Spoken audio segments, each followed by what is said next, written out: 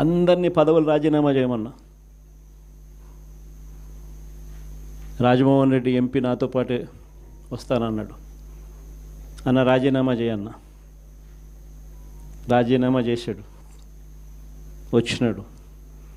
By election జరిగింది. నా election by election, అమ్మ election by election, Rajamohan Reddy election by election. నా ఎలక్షన్లో 5,40,000 మెజారిటీ. ఆ 14th లోక్సభలో హయ్యెస్ట్ మెజారిటీ వచ్చింది మీ అన్నకే, జగన్కే. ఆ రోజు మనం ప్రమాణ స్వీకారం చేసేటప్పుడు పార్లమెంట్లో ప్రతి తల్లా కూడా మన వైపు తిరిగి చూస్తుంది. Highest majority in the 14th Lok Sabha. కానీ జీర్ణించుకోలేని పరిస్థితిలో మన మీద అంతే పగబట్టడం కూడా ఆ మెజారిటీని చూసి అనుకోండి, అది వేరే విషయం.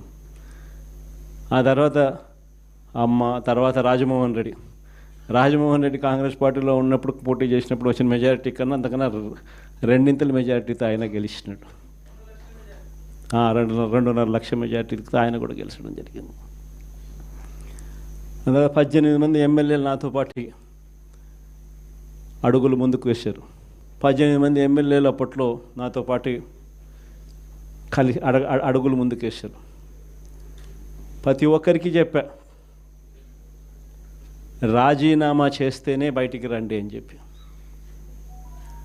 మొత్తం 18 మంది రాజీనామాలు చేసినారు.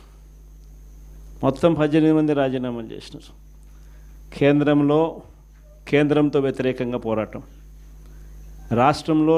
రాష్ట్ర ప్రభుత్వానికి వ్యతిరేకంగా పోరాటం. 18 మంది రాజీనామా చేసి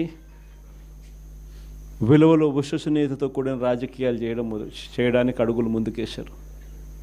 ఎక్కడ కూడా విలువలు, విశ్వసనీయత అన్నది ఎక్కడ కూడా తగ్గల. అప్పట్లో పవర్ ఛార్జెస్, కరెంటు ఛార్జీలు విపరీతంగా చంద్రబాబు నాయుడు గారు పెంచిన నేపథ్యంలో చంద్రబాబు నాయుడు ప్రభుత్వం మీద అవిశ్వాస తీర్మానం ప్రవేశపెట్టాం. అవిశ్వాస తీర్మానం ప్రవేశపెడితే ఆశ్చర్యం ఏమిటో తెలుసా?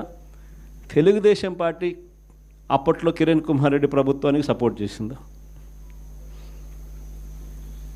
294 స్థానాలకు 148 ఎమ్మెల్యేల స్థానాలు హాఫ్వే మార్క్ అయితే, అప్పట్లో చంద్రబాబు నాయుడు సపోర్ట్ చేయడం వల్ల కాంగ్రెస్ పార్టీ బయటపడింది.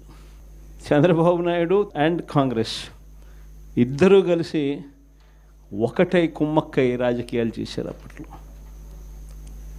అలాంటి పరిస్థితుల్లో కూడా ఎక్కడ కూడా ప్రజలు హర్షించే విధంగా విలువలతోనూ విశ్వసనీయతతోనూ కూడిన రాజకీయాలు చేశాం. క్యాన్వస్ చూస్తే ఆంధ్ర రాష్ట్రం విడిపోయిన తర్వాత 175 నియోజకవర్గాలకు సంబంధించి కూడా పరిస్థితి, క్యాండిడేట్లు అందరూ కొత్త వాళ్ళే. ఆ నుంచి కూడా అక్కడి నుంచి ఒక 18 మంది మన క్యాండిడేట్ తప్ప నుంచి మిగతా వాళ్ళంతా ఫ్రెష్ ఫేసెస్. ఆ నుంచి మన క్యాండిడేట్లు విజయం సాధించడం మొదలుపెట్టాడు. 67 స్థానాలు 2014లో గెలిచినాం. మళ్ళా 23 మందిని దాంట్లో పోచింగ్,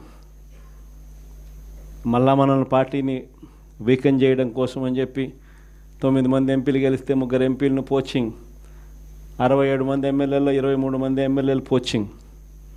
కానీ మళ్ళీ దేవుడు 2019 వచ్చేసరికి అదే మొట్టికాయలు వేసాడు. మన దగ్గర నుంచి ఎంతమంది పోచింగ్ చేశారో కరెక్ట్గా అంతే నెంబరే, వాళ్ళ నెంబర్స్ కూడా కరెక్ట్గా అంతే 23కే పడ్డాయి.